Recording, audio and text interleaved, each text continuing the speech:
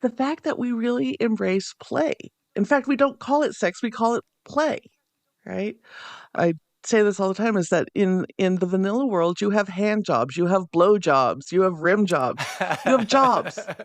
In the key world, we have impact play and fire play, and we have fun. And we recognize the silliness and the joy that can come from connecting. Hello, my name's Kay Anderson, and you are listening to Lost Spaces, the podcast that mourns the death of queer nightlife. Every episode, I talk to a different person about a venue from their past, the memories that they created there, and the people that they used to know. So, I have never really been a very kinky person. Oh, this feels like I'm confessing to you. Dear Father, it's been 6 weeks since my last confession. I have never been a very kinky person. And worse than me not being a very kinky person is that I'm kind of interested in kink, and I'm one of those people who's always like, well, you know, if I met someone and they wanted to get kinky and show me stuff, then I would totally be down for it.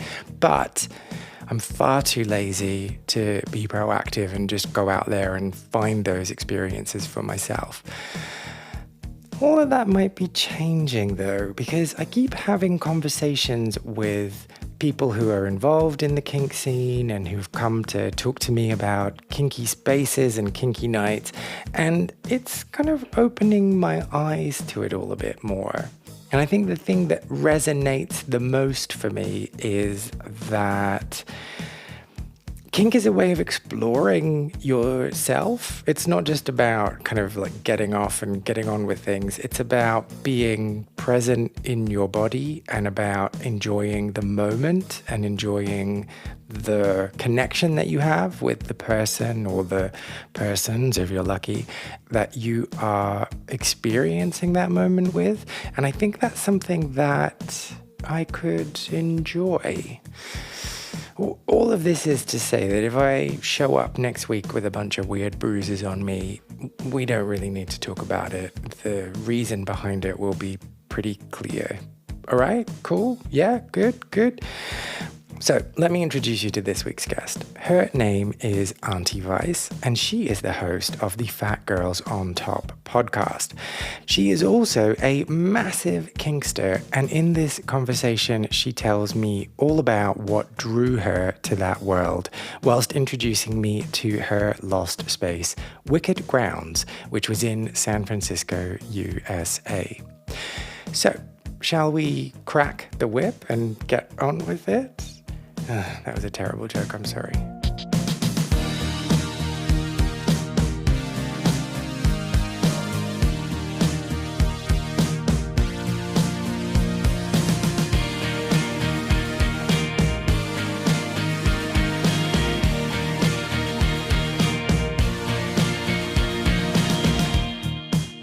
So I came out as queer to like the greater, broader world around 14. I had my first date with a girl at 12. And this, so to put it in context for your listeners, that was the mid 80s. So it's been quite a while. I will be 50 in April. But I always identified as bisexual, and I thought that's where most people feel because that made sense to me. And that people who were exclusively one or another were on the ends, the abnormalities. And it took me a while to realize that for a lot of folks, both being 100% gay and 100% straight was seen as more normalized. And I'm not sure how I came to that conclusion because I wasn't surrounded by bisexuals, but I was always just kind of okay being me. And coming out to my parents like wasn't a big deal. I came out because my father and I were in the car and fighting over how much time I was spending on the phone with friends. And he goes, well, what can you talk to your friends that you can't talk to your parents about? And I said, Dad, I'm bisexual and you don't know anything about that. Like it was to shut him up, which worked. And at that point, my parents wanted to be very supportive. And again, this is mid and late 80s, which was not a great time to be an open queer youth on campus. I was like the only open gay kid in my entire school district. So my mom knew like one lesbian professor in her master's program and connected me with her. And Oh, when you were like 14. right. Oh, well done, Mum. Oh yeah, I was a baby gay. And so instead of like going to prom at 16, I went to a big gay fundraiser because it was the first year they had a youth table. Oh. And they had found like 8 of us in the greater Bay Area to like come hang out. And I can remember listening to them joke about how, Pride had started less than 10 years ago. And it was just like 12 people shouting, "Yay, we're gay," running around the block real fast and then hiding out in somebody's garage for a brunch. Yeah. And there were no gay role models on TV or anything. But I was just like, yeah, I'm gay. It's just part of who I am. And so I knew all the gay kids on my campus. All of my dance dates were as a beard. I was always going as some gay guy's beard. Okay, there's lots of follow-up questions I have here. The first one is Yeah. about use of language, and this is just for me to understand. I'm not trying to Mhm. police your language or anything. You've Oh, talked no, no, no. about being bisexual, but then you've also used the word gay quite a lot when Mhm. you've been talking about yourself. Is there like no real distinction for you? So for me, when people ask, I identify as bisexual, and that of course has evolved, and we have Hmm. like now 17 permutations of Oh, bisexuality. I think we're actually up to 73 now. Yeah, you may be correct on keeping up with use of the kids these days. But for me, I stay with that partly for political reasons because when Mm, I came out, the B wasn't part of the L and the G. mm. I went to meetings with groups around California talking about whether or not we should add the B. Like, are they really gay Wow, enough? wow. And so for me, for a long time, people didn't understand bisexuality. So I use gay, lesbian, whatever to kind of fill in because to say bisexual for so long was just, well, you just haven't committed. Hmm, You hmm. just, you're either really a lesbian or you're just experimenting. And there was such biphobia. I mean, there still is, but there was such strong biphobia. For a long time, I had to use all of those terms. And so I slip in and out. And I think part of that is just an age Okay, thing. okay. Oh, that's really helpful. Thank you. Then the other thing Hmm. that I wanted to pick up on is your parents' response to everything. So you said Hmm. in this kind of fit of anger or just to try and shut up your dad about the fact you were bisexual. But it seems as though very quickly they were in a point where they were like, oh, okay, we need to process this and we need to work through it. Can you talk to me a bit more about what happened after that car ride? So he was quiet for the rest of the car ride. And as we're like processing this, and as we're coming home, he says, "Well, do you want to tell your mother or do you want me to do it?" And I am a lazy teen here. And I said, "Well, you do it.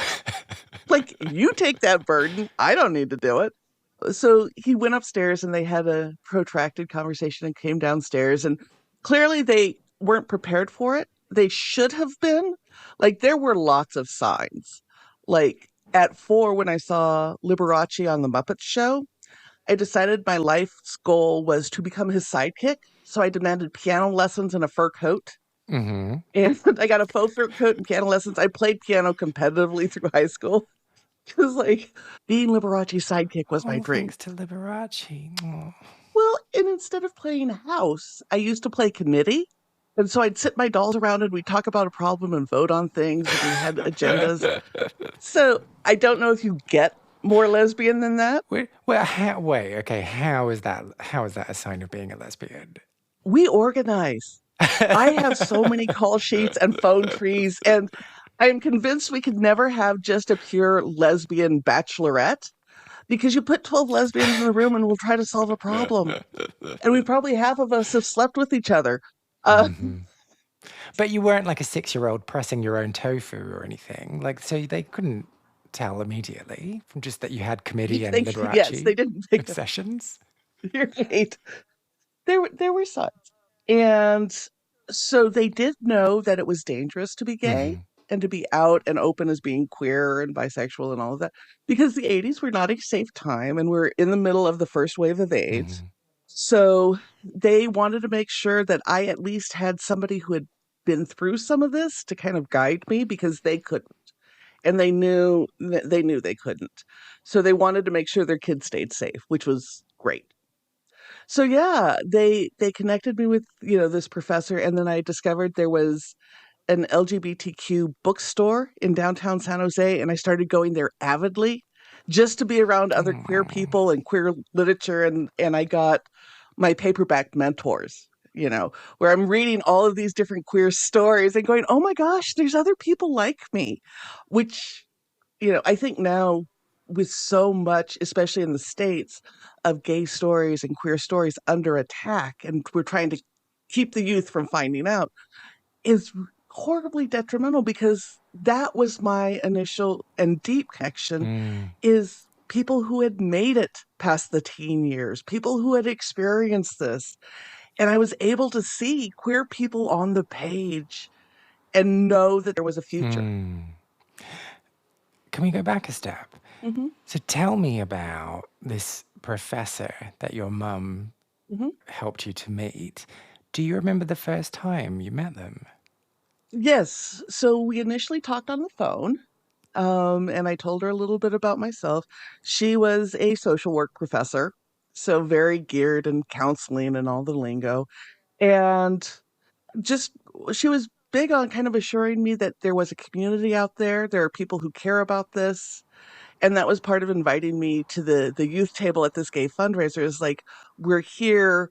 There is a bigger world to get out into this world and connect. And like, you're not alone, which I think most queer kids is like the biggest part, is you're not going through this alone, and you get old. Like, I think, I've heard a lot of, like, watching TikTok videos and stuff, a lot of queer kids are afraid that it's just their generation, or non-binary kids and all of that, that this is just them, but we've always been here. And I think knowing queer adults is really critical to that. And so just being able to get some books to read, and her advice of like, well, have you read this, or have you gone here? Like, and I mean, it was all age appropriate. Mm-mm. We're not talking like the back room behind the beaded curtain bookstore. We're talking general queer work. So being able to have somebody kind of initially guide me and connect me to the community was a really big deal. It also probably kept me a lot safer than had I been trying to do this on my own. Mm-mm. And can we talk about you being out? You talked about being out at school. Mhm. Did your parents know about that? And did they have any thoughts about it? They were a little worried about bullying. I was not bullied. Part of that, I think, is my size. I'm 6 feet tall, and I am heavy set. In high school, I was a swimmer, so I had the really broad shoulders, really strong. Um, like, what other people thought of my personal life was never a huge concern. And I found very quickly, being open about being gay meant other gay kids trusted me. So I had a pretty close circle of other kids who were not out, who were not open, but wanted to connect, wanted to talk, wanted to go to lunch or out on weekends. And so I was able to develop a pretty strong group of queer support Mm-hmm. group in school. Our school was very heavily controlled by gangs. I was on the wrong side of the tracks. And if you sold any type of drugs to me or whatever, you were the gay gang, and you were okay with the gay kid. So I couldn't get drugs. I didn't go to any of those parties. My sister did. And my sister had a lot more issues with that. But for me, it was like they all had to steer clear of me. Otherwise, they would be the gay gang. Oh, So interesting. in some ways, it gave me a little bit of protection. Ah, I thought they would just want to sell to anyone. No, no, they didn't want to appear to be okay with me. It's Oh, money's money. the one place homophobia has worked in my favor. And so you didn't have any problems being out then? It was just like an accepted thing in your school? Yeah, and for a long time, all the way through college, people would say, well, there's boys, there's girls, and then there's Beck. Wait, they didn't call you Auntie Vice? Auntie Vice did not develop till my 30s. Uh, but yeah, there were boys, there were girls, and then there's me. And even though we didn't have words for gender nonconforming, non-binary, none of those words Mm-hmm. were out there, they knew I didn't fit into either category, and it was very clear. Mm-mm. So it allowed me to get into spaces that were gendered, but it didn't have to be resonant with who I was. So I was in all male spaces, I was in all female spaces, I was in all gay spaces, all straight spaces, and I was able to code switch enough to move in between them and see these different worlds. And to this day, that's how it is. Like, we have a leather bar in Sacramento, which isn't far from me. And when I started going, God, 20 years ago, it was all gay men, and women were not very welcome. But when I would walk in, there was always the split second of, wait, there's tits in a bar. And it's like, oh no, it's just Auntie Vice. She'll give you blowjob tips on the back patio, like, let her in. Uh, so, and I've been into like gay male sex clubs and stuff, and people don't, like, I don't present as male, but there's something that comes across that people know I'm okay in that space. I'm safe in that space. What do you think that is? The best way I've been able to describe it is like being liminal. I'm able to move between the soft places in the world, and I don't quite fit anywhere, but in that I don't not fit anywhere. So that kind of resonates with lots of queer people's experience, right? Like they've had to find a way to Hmm. either be invisible in groups that they're in because they don't want to be singled out. So they found this way of just existing, and they can apply that skill to lots of different groups and lots of different spaces.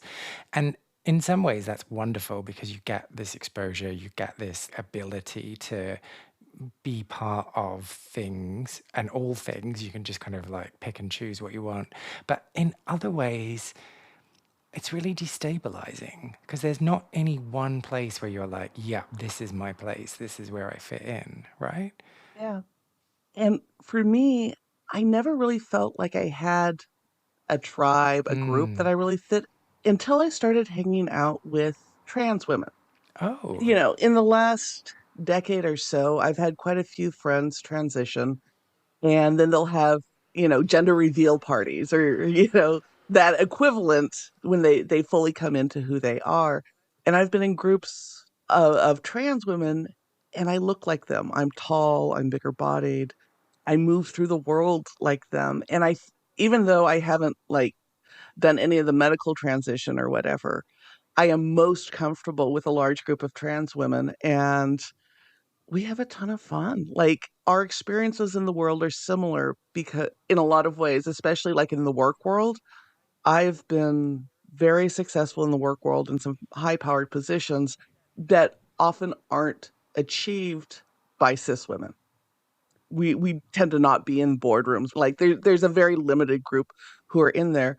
And so I've had much more male experiences, I guess, in that way. I also have, I a lot of my work has been research and statistic oriented and the more math based stuff. So when I'm hanging out with a group of trans women, it's like I can finally relax because nobody's immediately looking to try and judge what my gender is. And in a lot of spaces, and especially out in public, people have a hard time reading me, even when I'm presenting as high femme, because of my height, because of my shoulder width. I'm built like a linebacker, right? And so, especially if I'm wearing a turtleneck or something, I can see everybody looking for the Adam's apple, looking for the giveaways that, I was assigned male at birth or whatever. And I've been called sir since I was about 20 oh, in public. wow. And then as soon as I speak, people feel really embarrassed, and it's never bothered me to be gendered as male. But yeah, for years people would go, "Oh, sir," and then like I'd start talking, they're like, "Oh my gosh," right? Especially when I had shorter hair and all of that. So being with a group of trans women just felt really normal to me, and it was so nice where none of that was an issue. So fascinating. Okay, shall we get to the space that we're here to talk about? Let's get to the space. So, Wicked Grounds. Do you remember the first time you ever went there? Yes, yes. So, Wicked Grounds, for folks who are not familiar with it, was a kinky coffee shop in the Leather Cultural District in San Francisco, on 8th near Mission. and you would go in, and it was a regular coffee shop. You could get coffee and snacks, but they also had a bunch of queer and kinky books you could buy. You could buy collars and floggers. They had a small merch section.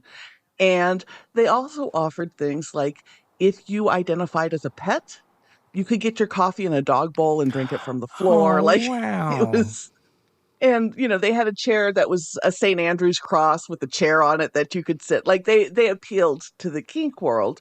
And it was a space where you could connect with community. And I went in, first time was probably about 10 years ago when I got back to California. I had been in New York and Maryland for a long Mm-hmm. time. And it was really built as this community space, and it's lovely to be around folks who are wearing things that signify the kink community. You'd have baristas wearing collars, or you'd have patrons in puppy mask or whatever. And then the ads that were up were like for Safe Word Taxes, which is a tax group that specializes in the adult industries. Ah. So you could come in there and be around other kinky queer people. It was very inclusive in that, and it was a very safe space. And all the art on the walls is kink centered, and it's lovely. And it was like, oh, this is fantastic. Because I'd been in gay spaces, I'd been in queer centric spaces, but to have one that was both queer and kinky was like, okay, these are my people. So, okay, tell me about that first time then. So, it was about 10 years ago. You'd heard about the space hmm before you went there. Do you remember the hmm feeling of walking through the front door? Yes, I so when I walked in, it was just like I'm looking around and I see all of the art and the books and the floggers in the back and stuff, and it was just like it was just being able to relax. Hmm. It was feeling like, okay, this is a very welcoming space. I don't have to mask any part of who I am in here. Yeah, so like I just grabbed a cup of coffee and just watched. And I watched everybody come in and out and I was on my own and do their thing. It was like, okay, this is a space where I don't have to dress up and present in any one way to be accepted. I can just be here. I can read whatever weird thing I'm reading, and or I could pick up a book and other weird stuff. And it was just so nice and felt so inclusive. And things like when you go into the it was an all genders restroom, which is great. But they had, safer sex supplies. You could grab them if you need them. Like there was no judgment there for whatever your identity was. And the fact that for sex workers and for queer folks and for people who are kinky full time, that this was an acceptable space, as well as the newbie off the street, Hmm. right? And people would be having conversations about, well, how do you get into this world or whatever? And there were people there like having these intro conversations, and it was fantastic. Oh. It felt like home. So, let's pick up on this question because that's one I want to ask you. So, you've just Mhm. said people were in there saying, like, how do you get into this space? How did you get into this scene? So I discovered kink along with sexuality and puberty. My first serious boyfriend bought me a pair of handcuffs at 14. And Were they the handcuffs with the pink fluffy trim? no, So no, they're these were proper police ones. handcuffs, Okay, okay. proper handcuffs. And we used to go mountain biking back up into the San Jose hills. And then, like, he'd handcuff me and fist me. And I thought this is what everybody did before they had Wait, wait, wait, sex. wait, wait. How old were you? Just so we're like clear on the context. It's like 14. Wow. Okay. I mean, it felt good. It felt right. And then when I came out to my folks, I also started going to the LGBT bookstore, and I started finding they did have a small erotic section. And I'm like, oh, so there's a lot of people who do Hmm. this, and there's a lot of women who do this. Okay. And then by 16, I was familiar with, dykes on bikes and leather dykes. And I connected fairly early with that. And then at 18, I went to New York for the first time and I discovered the Vault, which was a big dungeon club in the meatpacking district when the meatpacking district still had meat warehouses.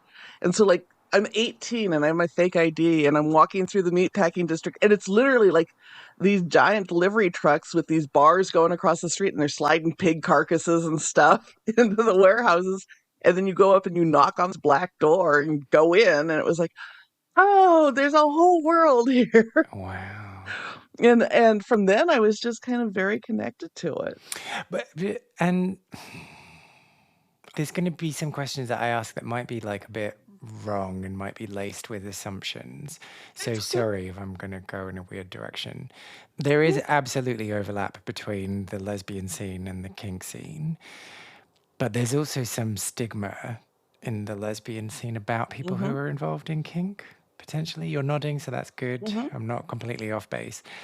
How did you navigate that? Um, the lesbians I connected with and the queer women I connected with were often kinky women. And part of that, what drew me to it, is they were willing to talk about sexuality and desire and bodies and the body politic in a way that a lot of other queer women I was coming in contact didn't want to talk about. And I liked the fact that it was grounded in being okay with your body and who you are. Because that's something I struggled with for a very long time is like there's a lot of my body that I did not like, that I thought was wrong, Mm, that I wanted to change. And so being with women in a space where they're like, no, you are totally okay who you are. You are beautiful for who you are. And part of your journey is learning to love these different parts of you that you don't like and doing it in all these weird ways that felt really good. mhm, It was really helpful for connecting me with myself because when I was, especially in my teen years and early 20s, I felt very disconnected from my body and very not okay with how I looked and how I presented and trying to figure that out. And the kink world allowed that exploration. mhm, And yeah, there is a lot of stigma around it, but even today, there's a lot of stigma around sex work. mhm, A lot of people view people who engage in sex work as somehow victims or not educated or whatever. But getting connected, especially in my 20s, with people who were doing this as work, as a choice, really shaped how I viewed how sexuality could be, right? It could be negotiated, it could be consensual, it could be on your terms. And if you can't find somebody like that, you could hire somebody like that to teach you these mhm. things. And understanding that there were women out there willing to teach me about this type of stuff was phenomenal. And they were incredibly powerful, strong, beautiful women. And it was just like, oh, you're having the conversations I want to have. So let's just hang out. Ah, okay. So then it was kind of just a self-selecting thing, and you didn't tend to hang Hmm. out with lesbians that had a stigma or a shame around kink. Yeah. When I was in college, there was in the US, we have had the Michigan Women's Music Festival, Oh, yeah. which was this Hmm. huge music festival where hundreds of thousands of women would get together and listen to all sorts of female musicians and have parties at night and all of that. And when I was in college, there were a couple of big conversations going on around that. One was the appropriateness of having leather women there because leather women Wow. party differently. We enjoy different things. And people didn't want women enjoying getting spanked or flogged or whatever. They felt that was inappropriate in a women's Hmm. space. Where leather women were doing this consensually. So there was that conversation. And the other conversation is whether or not trans women should Yeah. be included. And I always fell on the side that, of course, they should be included. But seeing those fights go on in the community really kind of set up some clear lines of what people were defining as womanhood, what people were defining Mm-hmm. as feminism, and really shaped how I wanted to approach my own feminism and how I moved through the world. And I saw feminism as much more inclusive than exclusive. And so, like, the whole conversation of, well, at what point can a trans woman come? Does she have to be fully medically transitioned, or what is feminine energy? And all of these questions for me seemed absurd, Mm. right? Gender never made sense on the binary to me, so it helped me in my own exploration. But watching conversations like that made it very clear what I wanted my own feminism and my own manifestation of that to be. And so it helped very early start moving into these groups that were much more accepting of a wider understanding of sexuality, of feminism, Mm. of community. But it so I don't really understand. Can you help me understand a bit Okay. more what the arguments were about not having leather women at the women's festival? And I just need to say as well before we go into that, like, I also think that the arguments around not having trans women are ridiculous, but those have been played out quite a lot. So I kind of understand where people are coming from, and I'm not trying to just dismiss it and move it out of hand. Sorry, I'm over explaining. So women who are into leather not being allowed. What was the main argument? So the argument was that they were manifesting violence against women in the type of sex and play that they enjoyed Okay. by engaging in different types of pain play, in different types of role play. People saw this as manifesting the patriarchy, right? That you could hit a woman. Even though this was on consensual, negotiated Mm. terms, they still saw it as violence against women. And there was some pushback too, because leather is an animal product. And there was a big group of vegetarians who Hmm. said, well, that's manifesting more violence against the world by bringing leather into this. And that we don't want to be exposed to women hitting each other and wearing leather and all of this, because that's just more violence and more um, manifestation of the patriarchal dominant hierarchy without ever understanding what it meant to that group. Hmm. Because on the outside, some kink play, it's hard to distinguish between, is this abusive or is this consensual? Yeah. And you have to understand the dynamic between the people. And it was, a group saying, we don't want to have to understand that dynamic. We don't want to have to accept that dynamic or have that conversation. It looks like abuse, therefore it is abuse. Yeah.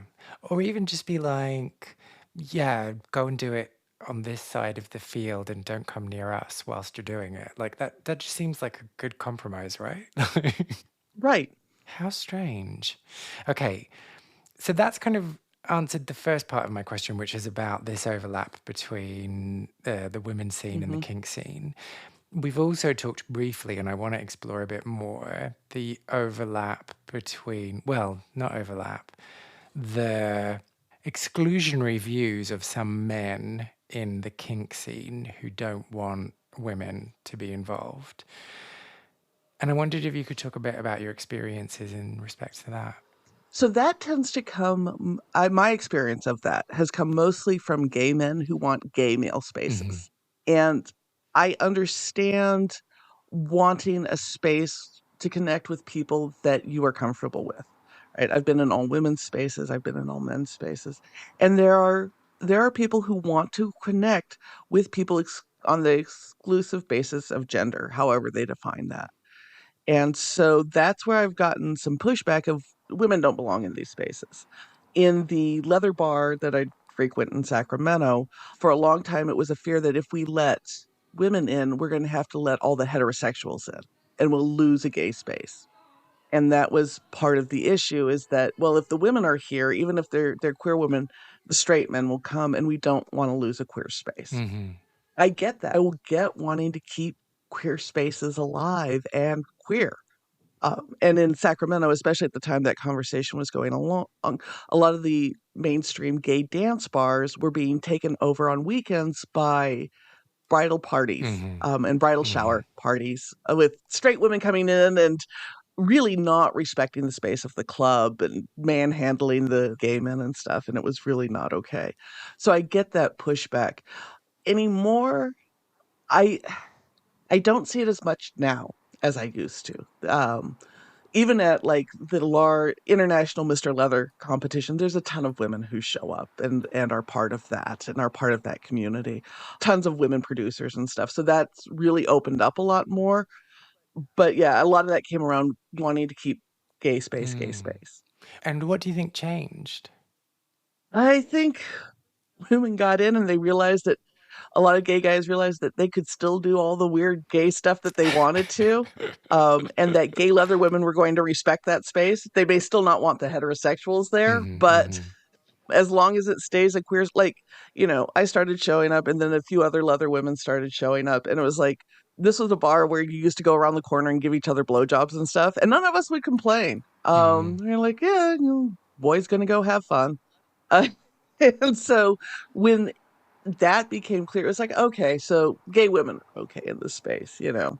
If they're going to be accepting and open to that, sure. Like, If you're fine with me having a quick BJ, then you can stay. Yeah. yeah.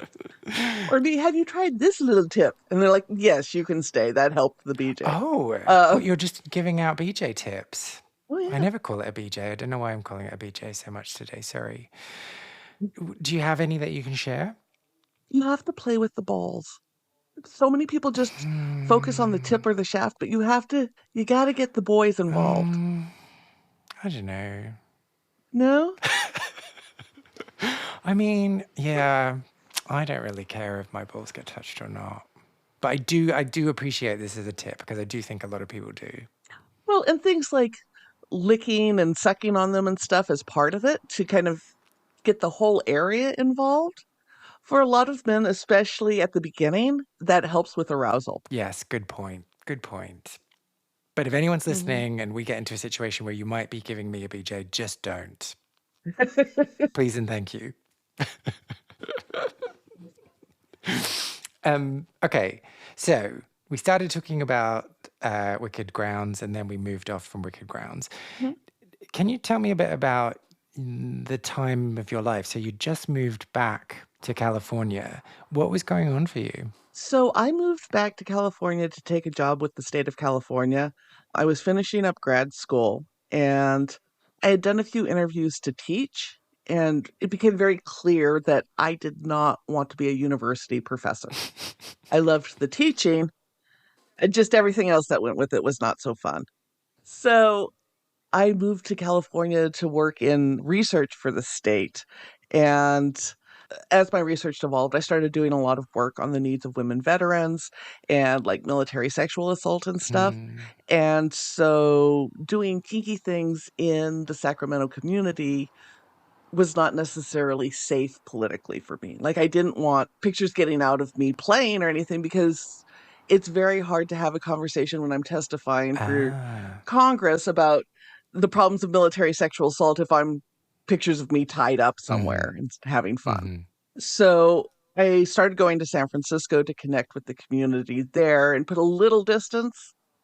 So Wicked Grounds became a safe space because I could be in streetwear and just hanging out and around my community without ever running the risk of this getting back to my bosses or to anybody I'm testifying before and stuff. So it became a safe space for me just to feel connected to community, to meet folks there, um, without risking any part of my career.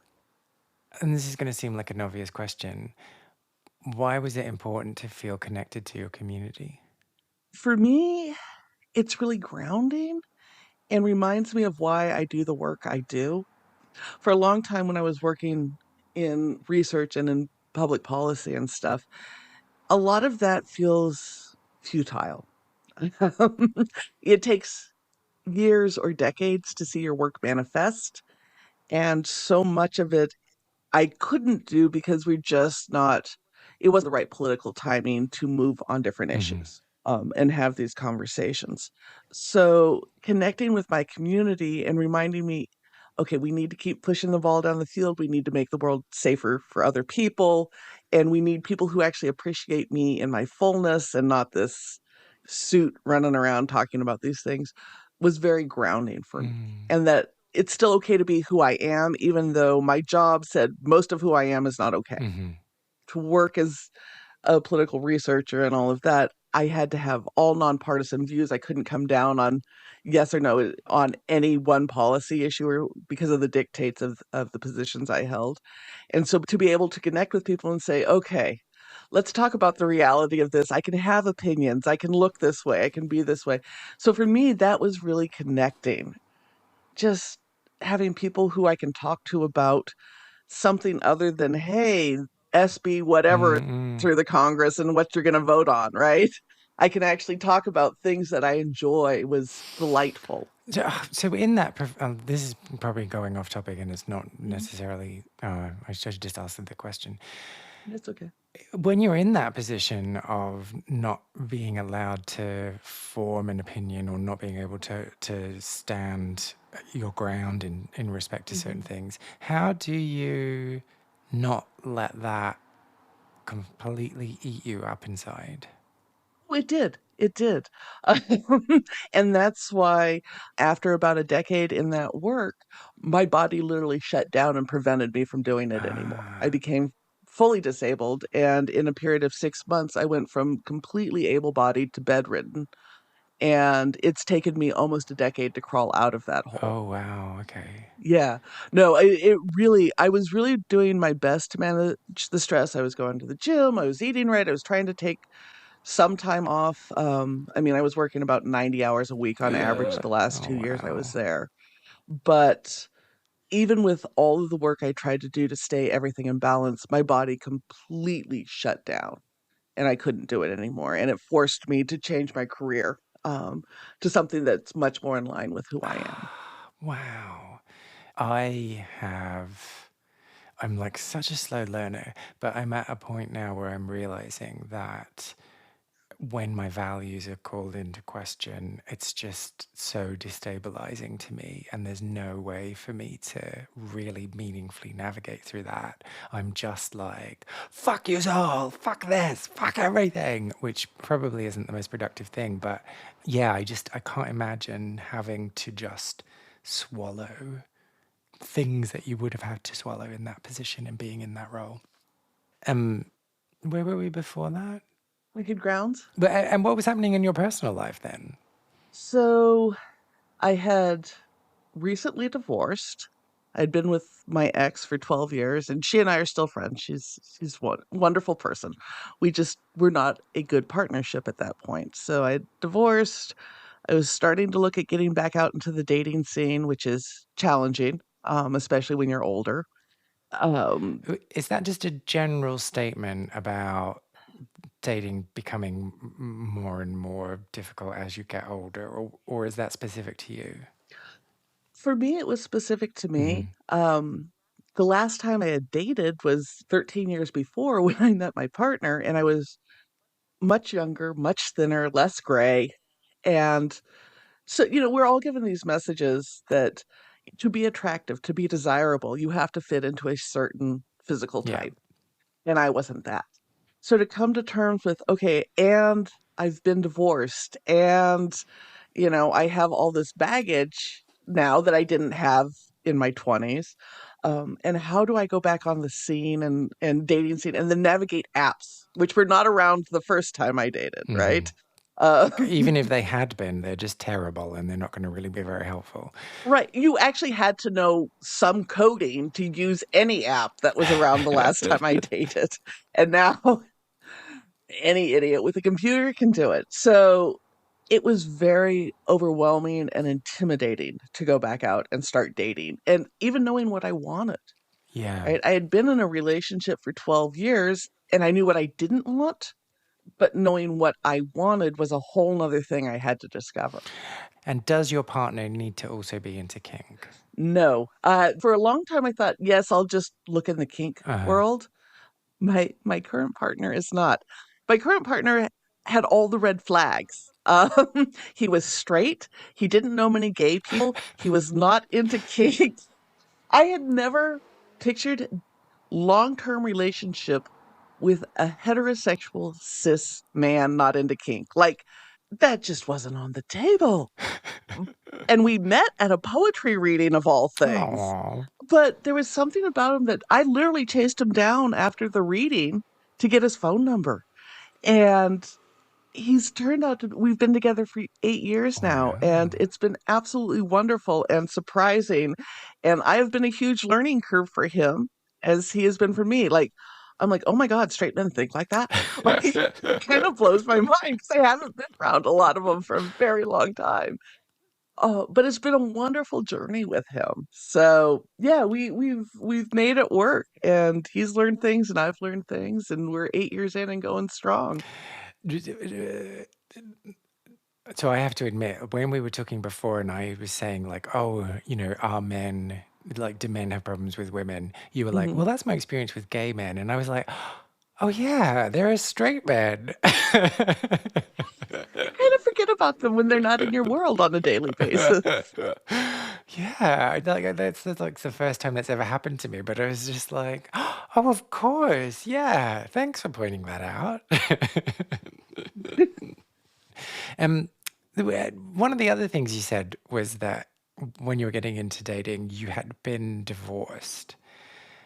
Did you find that Hmm. people like had opinions and thoughts and judgments around that when you were starting to date? Some, I did come across some folks that were concerned that I was still carrying a torch for my ex or baggage or Ah, okay. that came up. I met a lot of folks who were much closer to their divorce than I was. Like I was started dating about 18 months after my Hmm. divorce. A lot of folks who had been divorced for a month or two had a very different reaction to their partner and what they wanted to talk about and stuff. So that was a little difficult navigating. Um and then I came across quite a few people who were concerned that because I had been married in the past, I'd want to get married again rather rapidly Oh, in the future and want fascinating. that commitment again. Wow. Yeah, and I'm like, no, no, I will never combine my money with anybody else again. I learned my lesson the first time. Oh, I'm not going to ask follow-up questions there. My whole body is screaming to ask follow-up questions, but I'm not. It's No, not appropriate. it's very expensive to get divorced, and it's very hard to untangle assets. And I learned that because when you're young and naive and in love with a beautiful woman, of course it seems like a reasonable decision to combine your bank accounts and your retirement accounts and purchase homes together. And now I wouldn't do that again. I like having control of my own money and my own credit score. But yeah, all of our systems are geared up for this very old-fashioned way of the world working, which the world does not work in anymore. And it just doesn't really make any sense why we haven't had reform in all of these areas. But yeah, that's maybe not appropriate for this conversation. So, do you remember? Okay, well, so actually, first of all, why did Wicked Grounds close? So San Francisco has their business base has been shifting. Hmm. So several years ago, um, before the pandemic, they created the Leather Cultural District, which is this area where the leather community has always kind of been big and important, and our major organizations and stuff are Hmm. there. And we have cultural districts in different cities around to recognize the contribution of different groups. And when that was formed, Wicked Grounds was going very strong, had enough street traffic to support it. And at the time, Starbucks wanted to come in and put in a coffee shop in the leather district. And Wicked Grounds fought back. And it's the only time in the US where a Starbucks has been denied a permit to build, um, which was great. So they were able to keep it going. And then as the pandemic hit, of course, street traffic and the ability to stay open fell. And San Francisco had some of the most restrictive opening laws and were the last to open. So it reduced that. And with that, then the whole area, quite a few shops begin to shut down, and rent is astronomical. San Francisco is one of the most expensive places in the world to live, let alone rent business space. Hmm. And so, as more and more stores in the area closed down, the margins that they were working on were very slim. And so they had to become a virtual space and go Hmm. online to maintain it because they just couldn't generate the income to stay open with the rising rents and the decreased Mm. traffic. But and do you remember hearing about it closing? And what was your response? So they had played with closing in, I believe it was 2021, closing the space, because we were peak pandemic at that moment. And there was this huge outcry, not only from people in the San Francisco area, but because so many folks, when they come into town, this becomes one of the places that they go, right? Uh, so the owner, Mir, started a Patreon account where you could donate like monthly to help keep going. And they were able to raise enough money to keep it open and keep it going. As rents has continued to go up, however, Mm. that was not enough to sustain them with the reduced income in the physical space. So when they decided to close down, there was you know, this whole connected community, and a lot of us are online and stuff, who were very sad about it, but also recognized that it's just not financially feasible for small businesses to stay open. So what was your response? I was devastated. I was so sad to see them close. Like, I understood. I get it, but it was like it's losing kind of a cornerstone of the community, and it's just a real loss. I feel a real loss. And every time I drive past the exit, because I would get a cup of coffee before I drive back up home after I taught and stuff, it's like, oh, I miss it.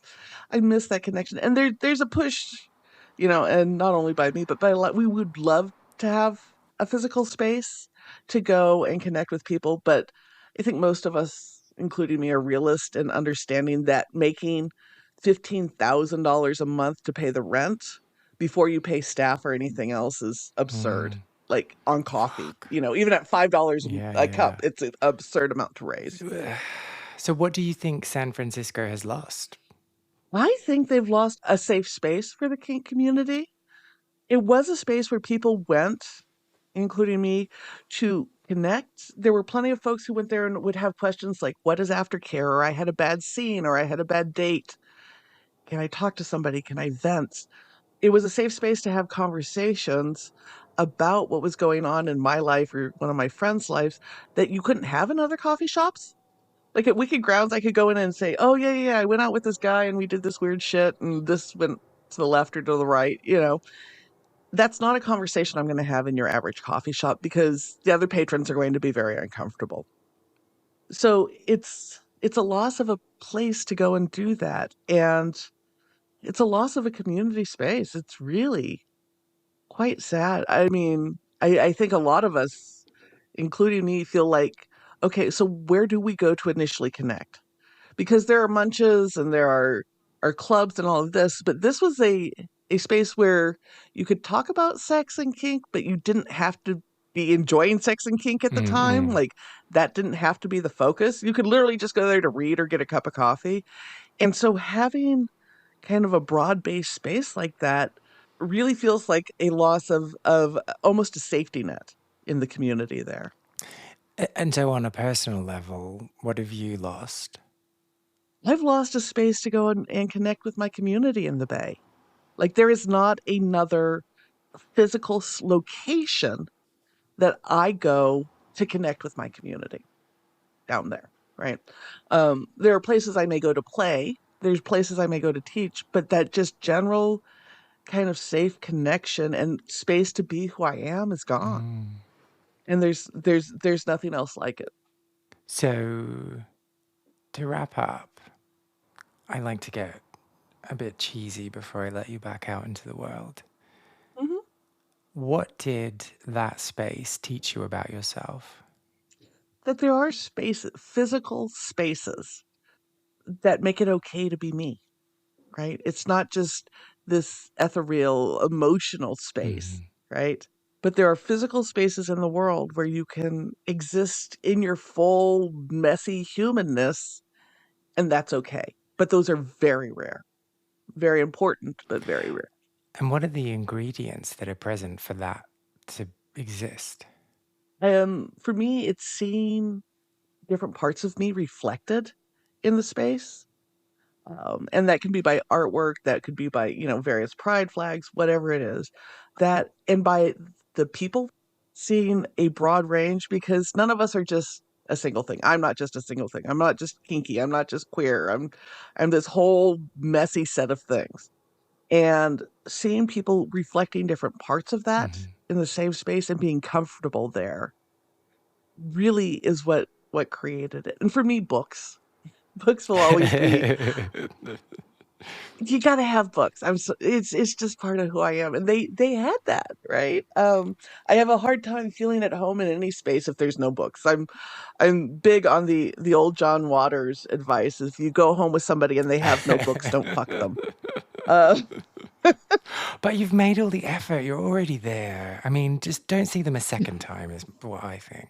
Their ball gags exist for more than one reason. Sometimes it's just to keep them quiet.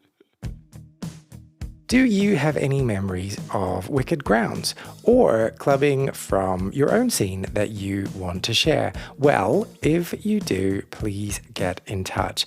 I want to create the biggest online record of people's memories and stories of queer clubbing and spaces and being, but I need your help. Go to lostspacesPodcast.com, find this section, share a lost space, and then tell me all about what it is you got up to. You can also reach out to me on Facebook or Instagram if you would rather. My handle on both is Lost Spaces Pod. Find out more about Auntie Vice by listening to the Fat Girls on Top podcast, available wherever you stream podcasts, or following her on Instagram at Auntie Vice, or you can also visit her website, auntie-vice.com. If you enjoyed this episode, I would really appreciate if you took the time to subscribe, leave a review on your podcast platform of choice, or just told other people who you think might be interested in giving it a little listen too. My name is Kay Anderson, and you are listening to Lost Spaces.